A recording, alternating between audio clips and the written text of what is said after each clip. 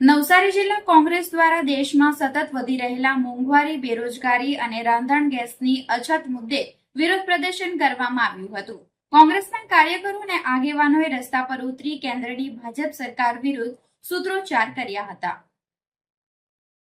કોંગ્રેસે આક્ષેપ કર્યો હતો કે વર્તમાન સરકારની નીતિઓના કારણે સામાન્ય જનતાનું બજેટ ખોરવાઈ ગયું છે. તેમણે વડાપ્રધાન મોદીને આઝાદી પછીના સૌથી નબળા વડાપ્રધાન ગણાવ્યા હતા અને પરિવર્તનનો હુંકાર કર્યો હતો.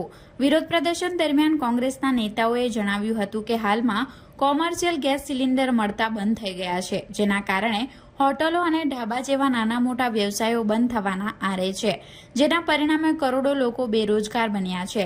આગામી સમયમાં ઘરેલું ગેસ માટે પણ લોકોને લાંબી કતારોમાં ઊભા રહેવું પડશે તેવી ભીતિ વ્યક્ત કરવામાં આવી હતી.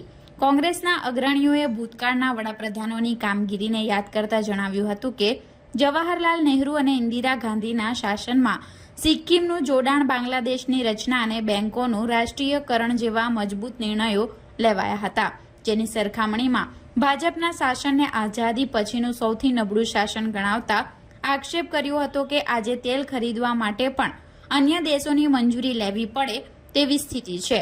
કોંગ્રેસે દાવો કર્યો હતો કે મોંઘવારી, બેરોજગારી અને ભ્રષ્ટાચાર હવે ચરમસીમાએ છે અને પરિવર્તનનો સમય પાકી ગયો છે.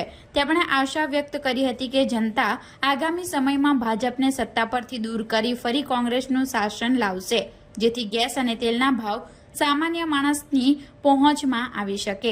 જિલ્લા કોંગ્રેસ પ્રમુખ શૈલેષ પટેલે જણાવ્યું હતું કે એક તરફ વડાપ્રધાન મોદી કહે છે કે ગેસની કોઈ અછત નથી, તો બીજી તરફ મહિલાઓએ ગેસ માટે લાઈનોમાં ઊભા રહેવું પડે છે. જો અછત નથી તો જનતા આટલી હેરાન શા માટે થઈ રહી છે? મહિલાઓનું ઘરનું બજેટ સંપૂર્ણપણે વેરવિખેર થઈ ગયું છે. અમારી માંગ છે કે પ્રધાનમંત્રી તાત્કાલિક ગેસની આ અછત દૂર કરે. દેશમાં અરાજકતા અને ભયનો માહોલ ફેલાયો છે. Gas cylinder, commercial gas cylinder મળતા બંધ થઈ ચૂક્યા છે અને હવે આવનારા સમયમાં લગભગ લોકોના ઘરના સિલિન્ડર પણ મળતા જ બંધ થશે એ વાત નક્કી છે. કારણ કે જ્યારે ઇન્દિરાજી વડાપ્રધાન હતા, એમણે સિક્કિમને કબજે કરીને 22મું રાજ્ય તરીકે ઘોષિત કર્યું હતું. પાકિસ્તાનના 2 ભાગલા કરીને બાંગ્લાદેશ દેશ બનાવ્યો હતો અને બેંકોનું રાષ્ટ્રીયકરણ કરીને એમણે લોકોના દિલ જીત્યા હતા. પરંતુ ભારતીય ઇતિહાસમાં આ સૌથી નબળો વડાપ્રધાન છે કે જેમણે તેલ ખરીદવા માટે પણ અમેરિકા પ્રેસિડેન્ટ ટ્રમ્પની પરમિશન લેવી પડે.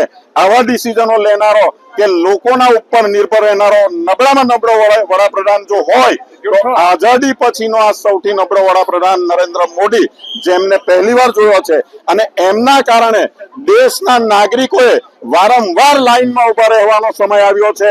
એ નોટબંધી હોય, જીએસટી હોય, આધાર કાર્ડ હોય કે બીજા અનેક પ્રશ્નો હોય, પરંતુ એમના કારણે દરેક વાર આમ જનતાએ લાઈનમાં ઉભા રહેવાનો સમય આવ્યો છે અને એમના શાસનના કારણે દેશમાં બેરોજગારી, દેશમાં અરાજકતા, દેશમાં ભયનો માહોલ ફેલાયો છે. ત્યારે આવા શાસકને આવનારા સમયમાં પ્રજા કદીએ સાંકી લેવાની નથી અને આ પરિવર્તનનો સમય છે, આ પરિવર્તનનો અવાજ છે અને આવનારા સમયમાં જનતા મોંઘવારી, બેરોજગારી અને જે દેશમાં અરાજકતા છે એનો જવાબ નરેન્દ્ર મોદી અને ભારતીય જનતા પાર્ટીને આપશે.